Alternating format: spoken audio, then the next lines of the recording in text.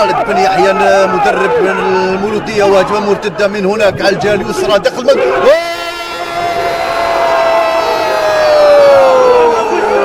والهدف الأول لنجم مقرة. في الوقت اللي كنت نتكلم عن التغييرات كانت هجمة مرتدة ودخل بها إلى منطقة العمليات بعد تمريرة وسجل الهدف الأول. أول أهداف والنتيجة هدف مقابل 0 لصالح نجم مقرة أمام مولودية الجزائر مع بداية المرحلة الأولى الذي سجل الهدف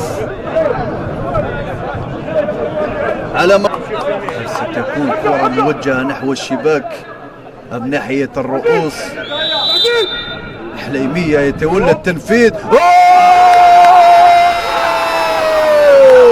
يا له من هدف من حليمية، عدل النتيجة حليمية وراح مباشرة للطاقم التدريب. حليمية يشكر المدرب المساعد ثم المدرب خالد بن يحيى، وضعها بروعة. للأسف ما فيش إعادة لأن المباراة منقولة مباشرة على الواب.